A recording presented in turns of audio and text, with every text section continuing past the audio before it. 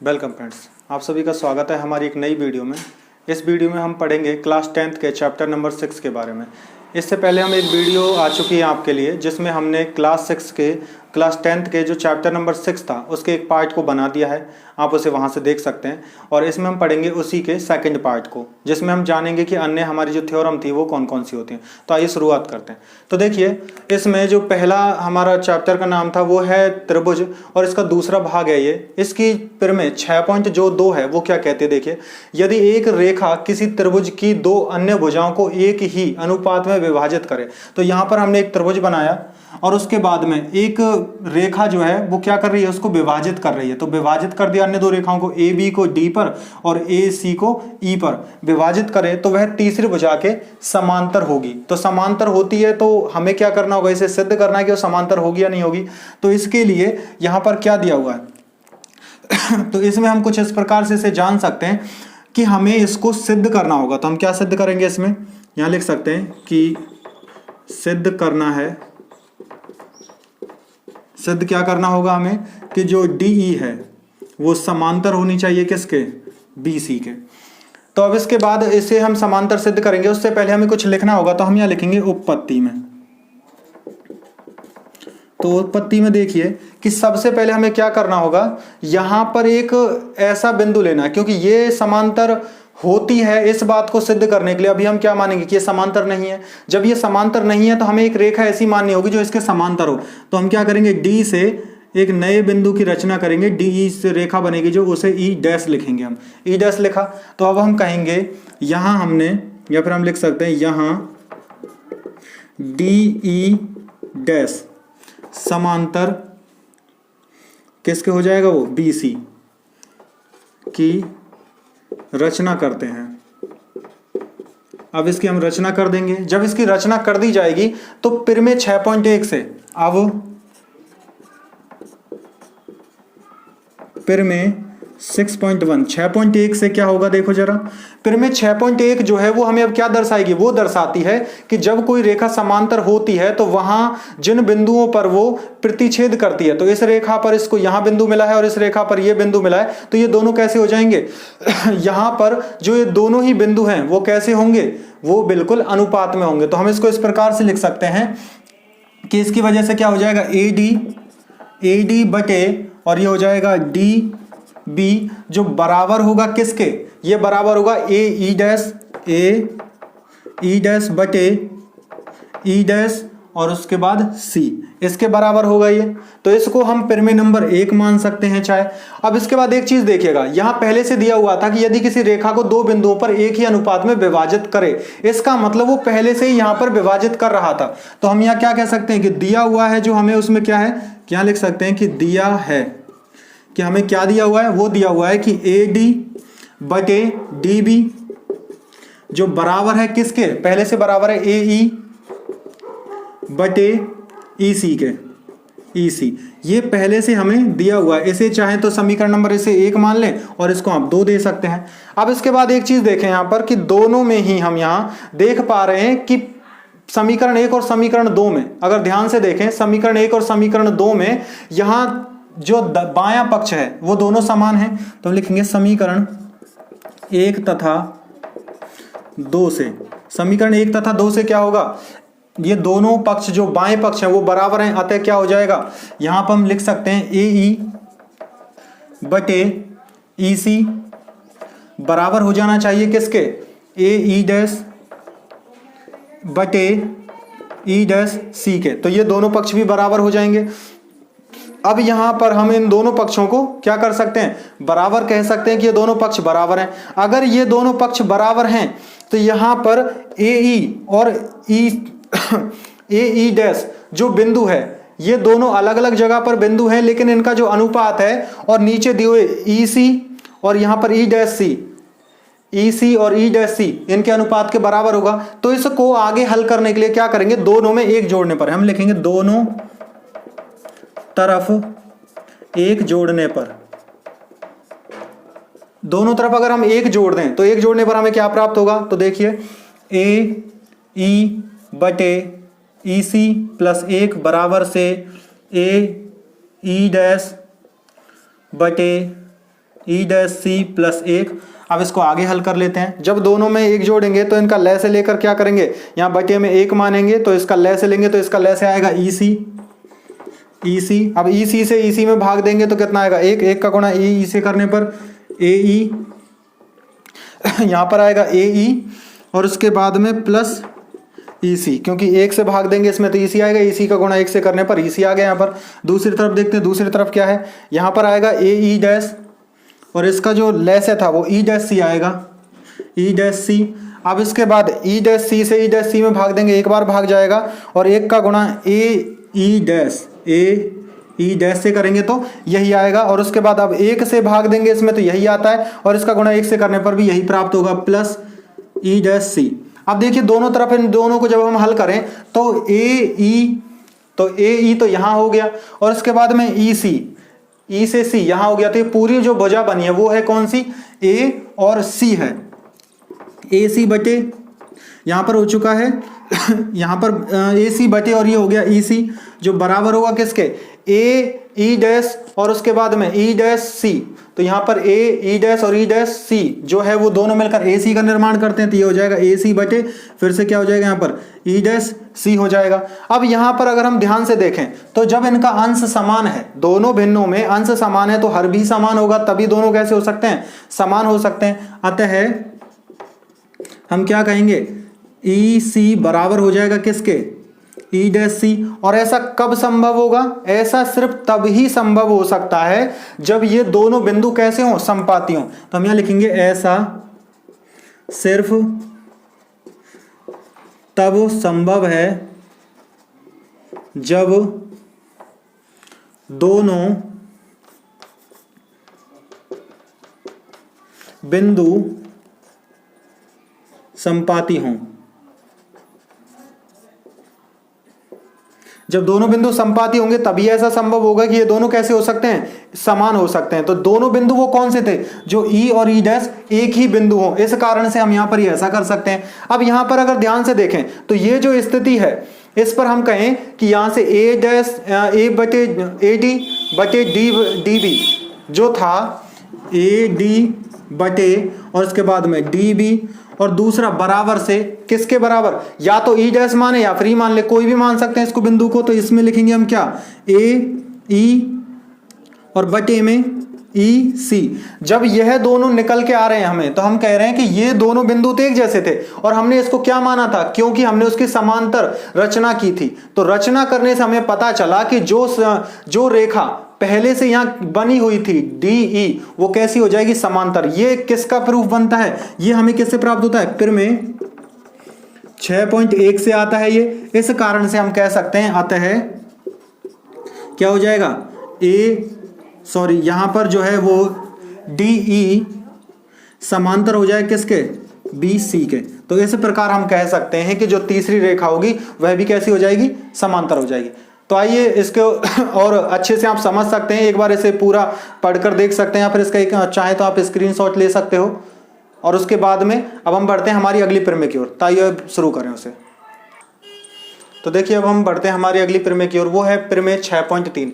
इस प्रमेय में देखिए क्या दिया हुआ है, यदि दो त्रिभुजों में संगत कोण बराबर हों, तो हमने दो त्रिभुज बनाए हैं, इनके जो संगत कोण है वो पहले से बराबर दिए हुए हैं। तो इसका मतलब है ये कोण इसके बराबर होगा, ये कोण इसके बराबर है और ये वाला कोण इसके बराबर है। तो इसको कैसे बराबर समझ सकते हैं, यहाँ पर 2 निशान लगाते हैं हम और इस पर 3 लगाते हैं। तो इस पर 3 होने से अब हमें दिखाई देगा कि ये इसके बराबर होगा, ये वाला कोण इसके बराबर और ये इसके बराबर है। अब इसके बाद आगे देखिए क्या होगा कि यदि संगत कोण बराबर हों तो उनकी संगत भुजाएं भी एक ही अनुपात में समानुपाती होती हैं और इसी कारण से वो क्या हो जाते हैं, समरूप कहलाते हैं। तो इसके लिए क्या करना होगा कि हमने 2 त्रिभुज लिए और दोनों कैसे थे, अभी हमें नहीं पता कि वो समरूप हैं या नहीं। तो हमने एक त्रिभुज छोटा लिया और एक थोड़ा बड़ा त्रिभुज लिया था। इसके बाद में सबसे पहला काम हम करेंगे, उत्पत्ति से शुरू करते हैं। तो हम यहाँ उत्पत्ति से शुरुआत करेंगे। उत्पत्ति में क्या करना होगा कि हमें पहले से दिया हुआ है कि कोण ए बराबर है कोण डी के, कॉमा कोण बी बराबर है कोण ई के, कॉमा कोण, और उसके बाद में C बराबर है कोण F के। ये तो हमें दिया हुआ था। उत्पत्ति में आगे बढ़कर हम क्या लिखते हैं कि हम यहाँ त्रिभुज DEF में, तो लिखेंगे त्रिभुज DEF में एक रेखा उसका नाम रख लेते हैं PQ ऐसी खींचते हैं कि, कैसी रेखा खींचनी हमें एक ऐसी रेखा खींचनी है जो AB के लंबाई के बराबर यहां पर हो जाए, DP हो जाए। तो खींचते हैं कि यहां पर AB बराबर हो जाए किसके, DP के, कॉमा, और दूसरी तरफ AC बराबर हो किसके, P, और इस बिंदु पर Q होगा, तो इसको लिखेंगे DQ के। तो इसको बना लेते हैं पहले। तो देखो, इसको मान लो हमने वो बिंदु यहां माना, तो इसको बिंदु को यहां मानते हैं, यहां माना बिंदु को, तो क्या होगा, इसका नाम P और इसका नाम Q हो जाएगा। अब इसके बाद में आगे बढ़ते हैं, ये हमने तो बना लिया। अब यहां पर जो हमने ये यहां पर इसको बनाया है, तो ये क्या होगी, ये रेखा हमने इसको कह सकते हैं कि बराबर हो तथा क्या EF के समांतर हो। तो देखिए अब आगे, जब यहां पर हमने ये रेखा खींची तो ये क्या था, ये इसके बराबर है और ये वाला हिस्सा इसके बराबर है, और ये रेखाएं कैसी हैं, ये दोनों रेखाएं समांतर हैं। अब हम आगे लिख सकते हैं कि यहां PQ जो है वो समांतर है किसके, EF के। PQ और EF दोनों समांतर है, इस कारण से क्या होगा कि ये दोनों जो रेखाखंड थे, यहाँ ऊपर दिया हुआ और ये पूर्ण रेखाखंड है, ये दोनों कैसे हो जाएंगे, एक ही अनुपात में होंगे।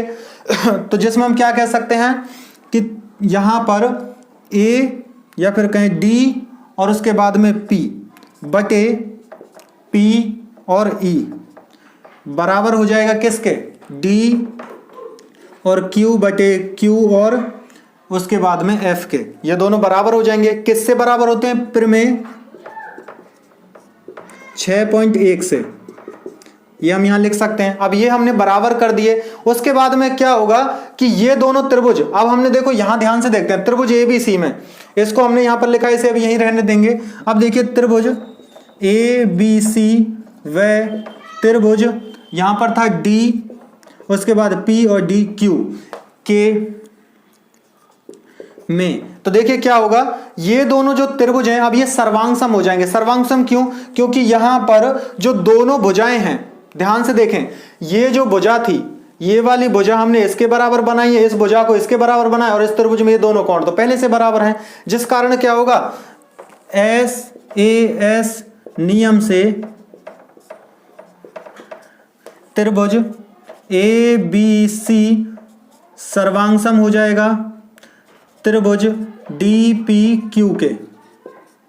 अब दोनों सर्वांग सम हो गए हैं, तो हम क्या कह सकते हैं कि यहां पर इनके बचे हुए जो सभी अंग है वो भी कैसे हो जाएंगे, बिल्कुल बराबर होंगे। तो बराबर होने की वजह से इसके लिए यहां जो ये बचे हुए कोण हैं, ये कोण भी कैसे होंगे, बिल्कुल इसके बराबर होंगे। ये कोण इसके बराबर और ये वाला कोण इसके बराबर हो जाएगा। अब इसमें आप ध्यान से यहां पर देख सकते हैं कि यहां पर हमने सर्वांग सम कहा, सर्वांग सम मैंने बना दिया, आता है बचे हुए सभी कोण तथा भुजा भी बराबर होंगे। भुजा और कोण तो हमने बराबर कर दिए। अब इसके बाद हम क्या कह सकते हैं, अब हम यहां पर कहेंगे कि जो हमने DP, यहां देखिएगा ध्यान से, हमने यहां पर लिखा था कि DP बटे PE, जो यहां पर ये DP बटे PE था, इसके अनुसार हम चाहें तो इसको एक बड़े त्रिभुज में भी मान सकते हैं कि DP बटे DE ये भी समांतर हो जाएगा, क्योंकि ये दोनों त्रिभुज कैसे थे, ये छोटा त्रिभुज और ये बड़ा वाला त्रिभुज जो है, ये दोनों भी एक दूसरे के कैसे हो गए अब, क्योंकि संगत कोण बराबर हैं, ये दोनों संगत कोण इसके बराबर हैं और यहां पर ये दिया हुआ है, तो इसके बाद में ये दोनों कैसे हो गए, समरूप थे, क्योंकि यहां हमने इनको समांतर रेखा से बनाया था। अब आगे बढ़कर हम क्या कह सकते हैं कि जो DP बटे DE है, DP बटे DE जो होगा किसके, वो बराबर हो जाएगा किसके, DQ बटे डी एफ के, तो इसको लिखेंगे डी एफ। अब इसके बाद में हम इसको यहां इस प्रकार से लिख सकते हैं, क्योंकि ये दोनों कैसे हैं, ये दोनों समरूप हैं, एक दूसरे एक ही समांतर रेखा की वजह से ये क्या हो गया, यहां पर जो दो बिंदु बने थे वो समरूप हो गए। इस कारण से अब इसमें हम यहां ध्यान से देखें, इसको हमने समीकरण नंबर 1 और इसको समीकरण नंबर 2 से समझे। तो समीकरण 1 व 2 से, समीकरण 1 व 2 से अब आप ध्यान से देखिएगा, यहां समीकरण 1 व 2 हमें क्या बताता है कि यहां पर dp, जो ये dp था, यहां पर भी dp है बटे pe और यहां पर pe, तो यहां dp को हम क्या मान सकते हैं, dp को ab मान सकते हैं और यहां से किसके अनुसार लिख सकते हैं, इसको हम de के बराबर में लिख सकते हैं। तो हम यहां लिखेंगे कि ab बटे कौन सा, de बराबर हो जाएगा किसके, यहां पर ये दूसरा किसके बराबर होगा, दूसरा है AC, या फिर हम इसको ले सकते हैं AC, ये हो जाएगा AC बटे दूसरा कौन सा हो जाएगा, इधर AC है तो इधर होगा DF, ये रहा DF बटे DF। कैसे हो जाएंगे, समान अनुपात में होंगे,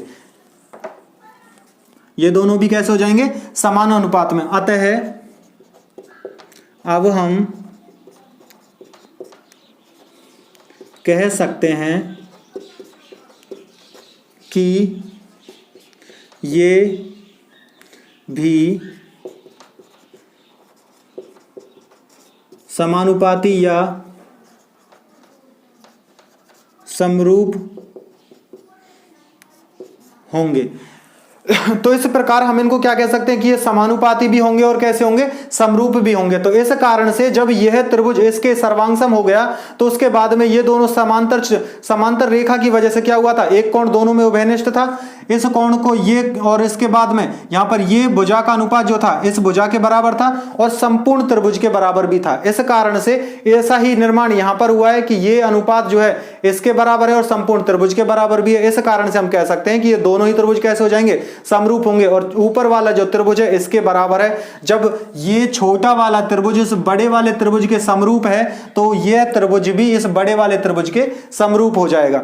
अब यहां पर जो बची हुई तीसरी भुजा है, जब दो भुजाएं समरूप, जब एक त्रिभुज को हमने समरूप बना दिया तो बची हुई तीसरी भुजा भी समरूपता का पालन करती है। इस कारण से क्या होगा, जो तीसरी भुजा बची थी वो कौन सी है, BC जो है वो किसके समांतर हो जाएगी या फिर किसके अनुपात में बराबर रहेगी, वो अनुपात में आएगी BC बटे EF के, EF। और हम एक चीज और लिख सकते हैं यहां पर कि हमने जब इन दोनों त्रिभुजों को समांतर किया, सर्वांगसम किया था, तो यहां पर BC जो है वो PQ के बराबर रहेगी, कॉमा BC बराबर रहेगी किसके, P और Q के। तो इस प्रकार से हम यहां पता लगा सकते हैं कि यदि पहले से हमें दिया हुआ हो कि संगत कोण बराबर हैं तो उनके बाद में उनकी भुजाएं एक ही अनुपात में हो तो वो त्रिभुज कैसे हो जाते हैं, समरूप हो जाते हैं। अतः त्रिभुज ABC समरूप हो जाएगा त्रिभुज DE और F के। तो इस प्रकार से हम यहां पर इनको सिद्ध कर सकते हैं। तो आप चाहें तो इसका स्क्रीनशॉट ले सकते हैं। तो इसके बाद हम बढ़ते हैं हमारे अगले प्रमेय पर। तो आइए उसे भी शुरू करें। तो देखिए अब हमारा जो अगला टॉपिक है वो है प्रमेय 6.4। इस प्रमेय में क्या दिया हुआ है, यदि दो त्रिभुजों में एक त्रिभुज की भुजाएं दूसरे त्रिभुज की भुजाओं के समानुपाती हों तो उनके संगत कोण बराबर होते हैं और इसलिए वो दोनों त्रिभुज समरूप हो जाते हैं। तो पहले क्या दिया हुआ है कि दोनों त्रिभुजों में एक की त्रिभुज की भुजा दूसरे त्रिभुज की भुजाओं के समानुपाती हो। समानुपाती का मतलब होता है एक ही अनुपात में हो। तो सबसे पहले हम लिख लेते हैं कि दिया क्या है। तो हम लिखेंगे दिया है कि दिया क्या हुआ है कि यहां पर AB बटे AB और जिस अनुपात में उसमें ही DE दिया हुआ है, तो AB और D एक अनुपात में, दूसरा बराबर होगा किसके, यहां पर दूसरे एक AB के बाद में BC ले सकते हैं तो BC और EF समानुपाती होंगे, BC और EF समानुपाती होंगे। उसके बाद तीसरा है AC और DF, AC और DF कैसे हो जाएंगे, समानुपाती होंगे। ये तो हमें दिया हुआ है। अब इसे देने के बाद में अब हम क्या करेंगे, उत्पत्ति शुरू करते हैं और रचना से शुरू करेंगे इसमें। तो हम उत्पत्ति में लिखते हैं, जो उत्पत्ति है उसमें हमें रचना करनी पड़ेगी। तो रचना क्या होगी, यहां बिंदु पी डी ई पर तथा क्यू डी एफ पर इस प्रकार लेते हैं। किस प्रकार से लेना होगा हमें कि ए बी, इसको चाहे यहां लिख, तो इस प्रकार से यहां पर अब ए बी जो है वो बराबर हो जाएगा डी ई के, तो हम यहां लिखेंगे ए बी बराबर होगा किसके, डी ई के बराबर है। अब यहां पर जब इसके बाद यहां बिंदु P जो हमने ले लिया था, तो उसमें देखिए अब यहां पर क्या होगा, यहां दूसरा बिंदु AC जो है, AC किसके बराबर हो जाएगा, वो बराबर होगा यहां से D से Q के बराबर में। तो यहां पर बिंदु AC बराबर हो जाएगा किसके, बिंदु D और Q के। तो इस प्रकार से अब यहां पर ये क्या हो जाएंगे, दोनों बराबर हो जाएंगे। अब यहां से हम यहां इस बिंदु को इस प्रकार से निर्माण इसका करते हैं, तो यहां पर जो बिंदु हमारे पास मिले थे वो हो गए हमारे P और ये हो गया Q। P और Q के बाद में ये दोनों जो बिंदु थे ये कुछ इस प्रकार से लिए गए ताकि ये दोनों रेखाएं समांतर हो जाएं। तो PQ कोमा हम यहां पर कहेंगे कि जो PQ समांतर होना चाहिए या फिर होगा किसके, E और F के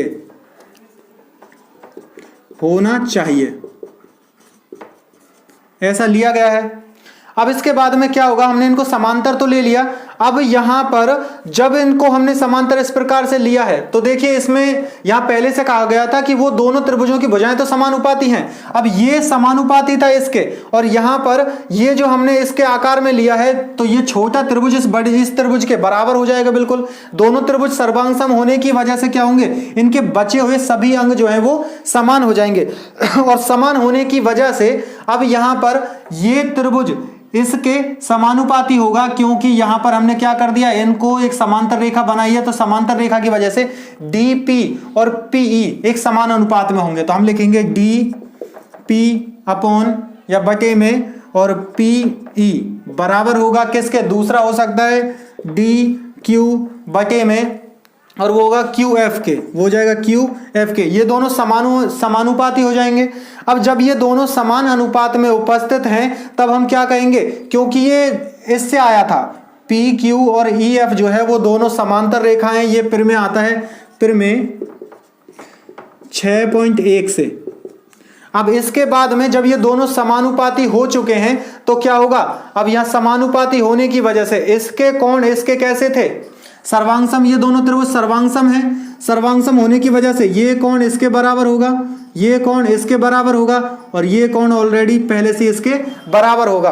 तो अब इसमें अब आगे बढ़ते हैं हम, तो हम क्या कह सकते हैं कि यहां पर यदि हम देखें ध्यान से तो AB और DP दोनों कैसी हैं, AB और DP दोनों बराबर हैं। तो यहां पर जो DP है उसकी जगह पर हम AB लिख सकते हैं, तो हम यहां लिखेंगे कि AB बटे PE जो बराबर हो जाएगा किसके, दूसरा हम यहां पर देखिए DQ जो है उसकी जगह पर AC लिख सकते हैं, तो AC बटे और ये हो जाएगा क्या QF। तो ये दोनों कैसे हो जाएंगे, समानुपाती हो जाएंगे। अब यहां पर ये दोनों समानुपाती भी हैं और सर्वांगसम ये पहले से मौजूद थे। समांतर रेखा होने की वजह से यहां पर ये रेखाएं समांतर थी, तो कोण P और कोण E बराबर होगा, कोण Q और कोण F बराबर होगा।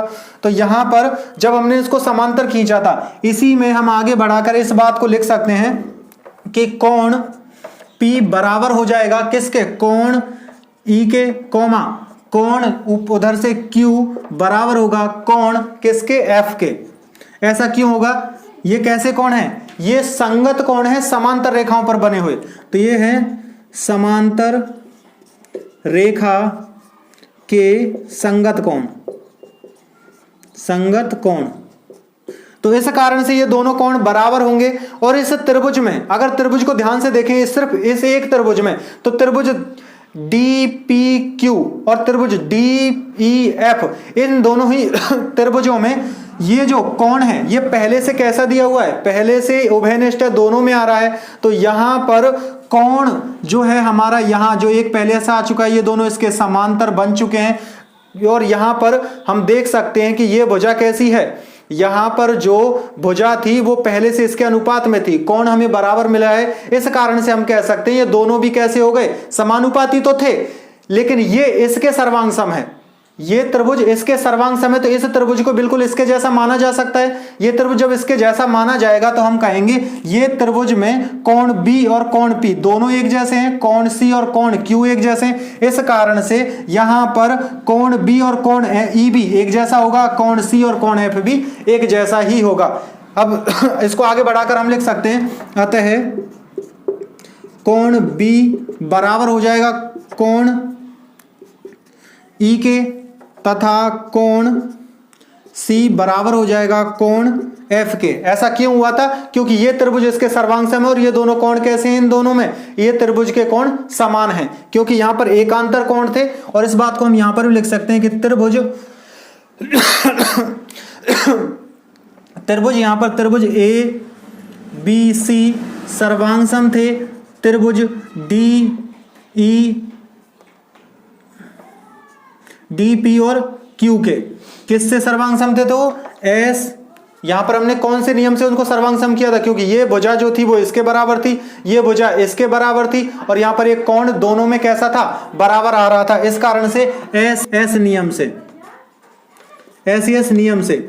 अब तो इसके बाद में अब यहां पर हमने देखो ये दोनों कोण तो बराबर कर दिए हैं, और एक कोण इसमें पहले से उभयनिष्ठ है, एक कोण जो पहले से उभयनिष्ठ है, इस कारण से कोण ए जो कैसे हो जाएगा, कोण ए बराबर होगा कोण डी के। तो इस कारण अब हमने यहां पर यह सिद्ध कर दिया है कि हम यहां कह सकते हैं कि सभी कोण कैसे कोण है, वो संगत कोण, संगत कोण बराबर हैं, तथा त्रिभुज ए बी सी कैसे हो जाएंगे, वो समरूप होंगे। त्रिभुज बड़ा वाला त्रिभुज है डी ई एफ के, इस प्रकार से हम यहां पर इनके कोण भी बराबर कर सकते हैं और उसके बाद में त्रिभुज को समरूप सिद्ध कर सकते हैं। हुआ कैसे था, अगर आपको इसको बस आप थ्योरेटिकल समझना चाहें तो कुछ इस प्रकार समझ सकते हैं कि हमने ये त्रिभुज हमें दिया हुआ था कि ये दोनों जो त्रिभुज हैं समरूप हैं पहले से ही। अब यहां पर हम इसको इस प्रकार से एक रेखा खींचनी थी हमें, ताकि ये जो त्रिभुज है ऊपर बने हुए छोटे त्रिभुज के सर्वांग सम हो जाए। सर्वांग सम होने की वजह से ये कोण इसके बराबर था, ये भुजा इस लंबाई के बराबर है, ये लंबाई इस भुजा के बराबर हो गई है, तो ये छोटा त्रिभुज और इसका ही एक रूप है। और ये पहले से हमें दिया हुआ था कि ये दोनों कैसे हैं, दोनों ही समरूप हैं। जब ये दोनों समरूप हैं तो इस कारण से यहां ये कोण तो उभयनिष्ठ था, सर्वांग सम करने की वजह से ये कोण इसके बराबर और ये कोण ये, तो हम इस त्रिभुज को ना देखकर अब सिर्फ हम कह सकते हैं अब हमें छोटे त्रिभुज और बड़े त्रिभुज को देखना था।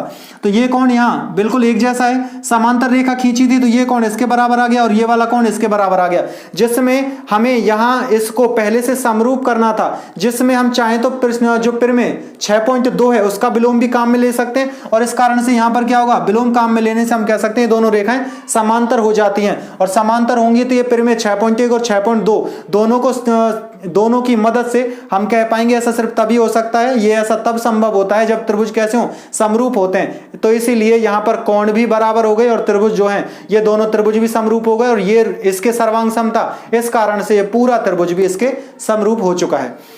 तो आइए अब आप चाहें तो इसका स्क्रीनशॉट लेना चाहें तो वो ले सकते हैं। तो इसके बाद हम पढ़ते हैं हमारे अगली परिमेय की ओर जो है 6.5। तो आइए इसे शुरू करते हैं। तो देखिए अब हमारी अगली परिमेय जो है वो है परिमेय 6.5। इसमें दिखाओ यदि एक त्रिभुज का एक कोण दूसरे त्रिभुज के एक कोण के बराबर हो, तो यहाँ पर जैसे पहला कोण है A और इधर दिया हुआ है दूसरा त्रिभुज जिसमें कोण है D, ये दोनों यदि बराबर हों तो इनके अंतर्गत आने वाली भुजाएं समानुपाती हो। तो इनके अंतर्गत कौन सी भुजाएं आ रही हैं, यहाँ पर AB और यहाँ से AC। तो यहाँ दिया है, हम लिखेंगे कि दिया है AB बटे, और उधर दूसरी तरफ हम लिख सकते हैं कि DE बराबर हो जाएगा कैसे, AC बटे DF के। ये पहले से हमें दिया हुआ है। और उसके बाद में क्या कहता है, तो समानुपाती हो तो दोनों त्रिभुज समरूप हो जाते हैं। तो हमें इसके लिए क्या करना होगा, यहां से रचना लिखेंगे हम। एक हम रचना करते हैं एक ऐसे बिंदु की। तो एक बिंदु जो है वो कैसा रचना करना होगा कि जो DE और DF पर दो बिंदु उपस्थित होने चाहिए जिन्हें हम P और Q मानेंगे। तो इनको हम एक दूसरे से मिलाते हैं तो हम यहां लिखेंगे रचना पी क्यू रेखाखंड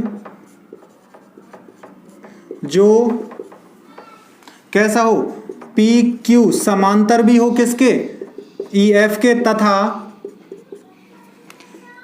उसके अलावा और क्या होना चाहिए, ये ए बी बराबर होना चाहिए किसके, डी पी, तथा इसके अलावा एक चीज और होनी चाहिए थी, ए सी जो है वो बराबर हो जाए डी क्यू के। तो ऐसा हमें क्या करना है, यहां पर बिंदु पी क्यू की रेखाखंड की रचना करनी थी जिसमें बिंदु पी और बिंदु क्यू उपस्थित थे। अब देखिए यहां पर हमने ऐसे रचना किया, तो रचना करने से जो हम पहले से काम में ले रहे थे, हम क्या कह पाएंगे यहां पर, जब हमने इसकी रचना की है तो संगत कोण तो समान हो गए, ये इसका संगत कोण है, ये इसके समान हो जाएगा, समान, क्योंकि समांतर रेखा पर बने हुए कोण है ये, तो ये दोनों संगत कोण तो समान हो गए। अब यहां देखिए पहले से क्या दिया हुआ था, यहां पहले से दिया हुआ है ये कोण इसके बराबर है, हमने इसके बराबर की भुजा यहां ली है, ये बराबर की भुजा इसके बराबर ली है, तो यहां भुजाएं जब बराबर ली हैं तो क्या कहेंगे, त्रिभुज ए बी सी सर्वांग हो जाएगा किसके, त्रिभुज डी और उसके बाद पी क्यू के, डी पी क्यू के, तो ये सर्वांग हो गया। आता है, अब हम क्या कह सकते हैं, आता है सभी अंग समान होंगे। अब सभी अंग समान है तो वो कौन कौन से, उनको लिखना चाहे तो हम उनको लिख सकते हैं। तो देखो कोण ए कोण डी के बराबर है, कोण बी कोण पी के बराबर है, कोण ए बराबर है कोण डी के, कॉमा कोण बी बराबर है कोण पी के, कॉमा कोण, अब उसके बाद में सी बराबर है कोण क्यू के। अब इससे हमने जब इसको यहां पर बनाया, इस प्रकार से जब इसका निर्माण हमने यहां किया, तो इसमें एक चीज हम पहले से देख चुके हैं कि कोण ए कोण डी के पहले से बराबर दिया हुआ था। यहां पर कोण ए बराबर से कोण डी पहले से दिया हुआ है, क्यों दिया है, क्योंकि उसने कहा है कि एक कोण बराबर होना चाहिए, तो एक कोण बराबर था। अब यहां पर ये त्रिभुज जो है इसके सर्वांग सम हो गया, सर्वांग सम होने की वजह से अब ये त्रिभुज की बात करें, इसे हम यहां से हटा दें, सिर्फ इस त्रिभुज की बात करें तो हमने यहां पर समांतर रेखा का निर्माण किया है, तो हम फिर में 6.1 का प्रयोग करके क्या कह सकते हैं, ये जो भुजा है ये इसके अनुपात में होगी और ये भुजा इसके अनुपात में होगी, तो जिस कारण से कोण भी समान है, भुजा भी अनुपात में है, तो ये दोनों भी कैसे हो जाएंगे, ये दोनों ही यहां पर त्रिभुज जो हैं, या फिर बड़े त्रिभुज की बात करें तो यहां पर दूसरे में लिख सकते हैं बड़े वाले त्रिभुज, त्रिभुज डी पी क्यू तथा त्रिभुज डी ई एफ में। देखिए कोण D बराबर कोण D दिया हुआ है पहले से, ये हमें मिल चुका है। दूसरी बात हम क्या कहें कि यहां पर रेखाखंडों का जो अनुपात है वो कैसे होगा, बराबर होगा, कैसे, डी पी बटे और डी ई, दूसरा इसके बाद में डी क्यू बटे डी एफ, किससे, फिर में 6.1 से, फिर में 6.1 से ये हो जाएगा। अब ये सर्वांग हमें अनुपात में मिल चुके हैं, इसका मतलब क्या हुआ, ये इसके अनुपात में है, क्योंकि ये दोनों त्रिभुज सर्वांग सम थे। आते हैं हम, ये छोटा जो त्रिभुज है, त्रिभुज एबीसी, त्रिभुज डीईएफ के कैसे हो जाएगा, बिल्कुल आनुपातिक रूप में होगा। जब ये अनुपात में है तो कैसे हो जाएंगे, वो समानुपाती कहलाएंगे, और समानुपाती का मतलब होता है समरूप। आता है त्रिभुज, अब इसके बाद हम क्या कह सकते हैं, और हम यहां पर कह सकते हैं कि त्रिभुज ए बी सी समरूप हो जाएगा किसके, त्रिभुज डी ई एफ के। ये दोनों त्रिभुज कैसे हो जाएंगे, समरूप हो जाएंगे, क्योंकि ये सर्वांग सम था और ये इसके समरूप आ रहा है। तो आते हैं हम अंत में क्या निष्कर्ष निकालेंगे, कोण डी वो तो पहले से बराबर था किसके, कोण ए के, कोमा, अब दूसरा यहां पर हम कहेंगे कि कोण D के बाद इसमें कोण E बराबर हो जाएगा कोण B के, और कोण F बराबर हो जाएगा कोण C के। तो इस प्रकार से हम इसके कोण भी क्या कर सकते हैं, कोण भी लिख सकते हैं कि संगत कोण बराबर होंगे। और चाहे तो हम इसको, अगर इस सर्वांग समता के रूल का प्रयोग, इस नियम का प्रयोग ना भी करें, तब भी हम ए नियम से, जो कोण नियम होता है, उस नियम के आधार पर भी हम कह सकते हैं कि यहाँ पर ये कैसे हो जाएंगे, सर्वांग सम होंगे। तो चाहे तो अब आप इसका स्क्रीनशॉट ले सकते हैं। तो आज की इस वीडियो में बस इतना ही। तो इसके बाद की जो प्रमेय हैं उनको हम पढ़ेंगे हमारे अगले टॉपिक में या फिर अगली वीडियो में। तो तब तक के लिए धन्यवाद।